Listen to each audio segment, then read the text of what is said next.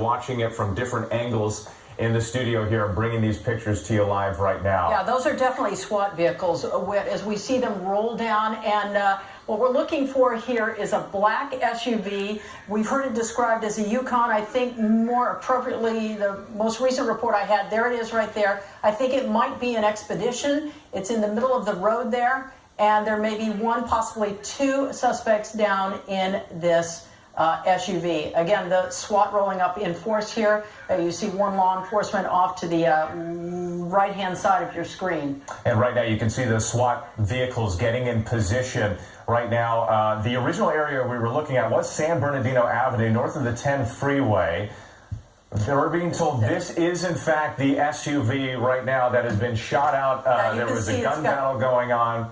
Bullet holes through the windshield here. All the windows are gone in the back.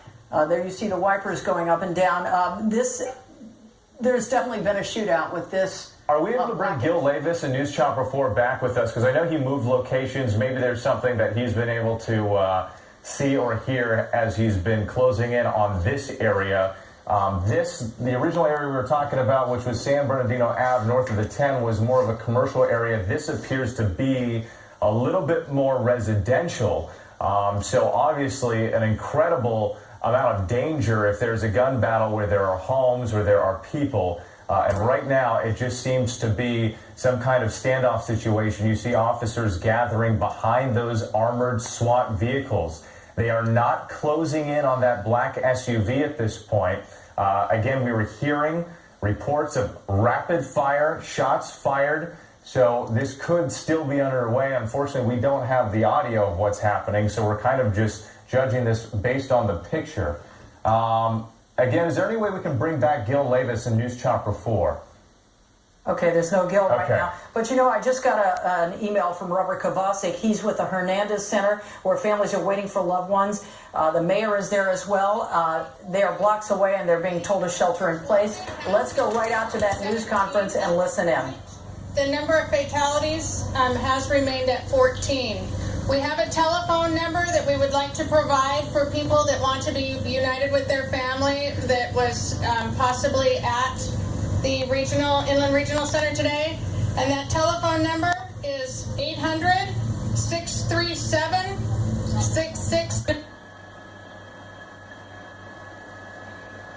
Advise you where you need to go in order to talk to somebody, get reunited with your families. Sergeant, you've got an ongoing tactical situation up the road here with a suspect down and officers possibly down. What do you know about that?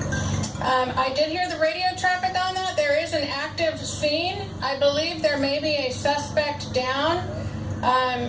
It's my understanding that the officer is okay, and I don't have many updates on that other than the officer is okay. Confirm it's connected to this shooting. I cannot confirm that at this point. Again, there's a dark-colored SUV involved, and I believe there is one suspect down. It's very active, and we will update you as soon as we get more information on that. Correct, just one scene. And only one suspect. I only know of one. That doesn't mean that there aren't more at this point. How far away is that from here? Probably a couple miles from here. So, Sergeant, please repeat once again. There is an active scene related possibly to this mass shooting earlier. What is going on? The only thing I know is there were shots fired. Officers were involved, and there is a suspect down. Whether it's related or not, we don't know yet. We will update you, as we told you, we will update you on the hour. We'll remain out here, and we will update you as soon as we get any additional, hopefully within the hour. Were any officers hit in the exchange of gunfire between the suspect and the officer? I cannot confirm that. I know that all officers are okay. Whether or not they were struck, I don't know. What led you to this SUV? I couldn't tell you that at this point either. It's just this is such an active, fluid investigation. There's so many aspects to it, and we just don't have all that information at this time. Is there a suspect on the run right now? That I don't know. We saw these school buses go by. The buses in the building now. That I don't know. It is my assumption that witnesses and victims were in those buses, but I don't know if the building is completely cleared yet.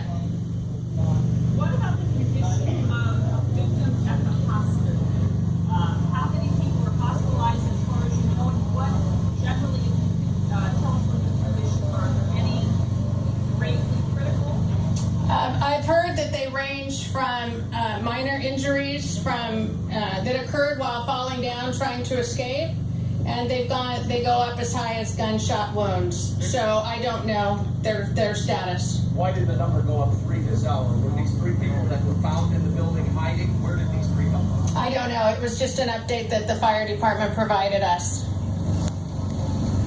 Okay, we'll be back at 4 o'clock. I don't know.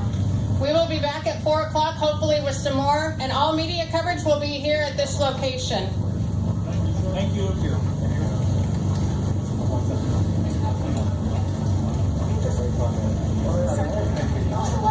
Cervantes. C-E-R-V-A-N-G-E-S. Firing on officers, but you can tell the SWAT team not taking any chances, bringing their vehicles right up to that SUV, and the fact that it is a residential area, I'm sure adding a sense of urgency for those officers to bring this to a close. Now, we have many reporters covering this. Tony Shin is at the command post. Robert Kovacic is at the Hernandez Center, where people are being asked to go back inside and shelter in place. Lolita Lopez, John Caddy's Klimak are in the area. They're being asked to shelter in place and sort of take cover because of the shots that were fired surrounding these vehicles here. And just the approach from the SWAT team, it just leads us to believe that there's somebody still in the vehicle, because you can see the officers using that vehicle as a shield in front of them, although now they're backing up and seem to be opening up a little bit. Again, the last reports that we had from the scanner traffic, rapid fire, Tony Shin was telling us. We were also hearing multiple shots fired from Gil Levis and News Chopper 4. So again, we already know what these men are capable of, and the damage that they did, killing 14 was the confirmed number in the Inland Regional Center. And right now, hoping that all of this comes to a close very soon. You know, as they continue to work the situation here, we're going to bring in sound from Tony Shin. There he is in the small picture there. He's at the command post. Tony?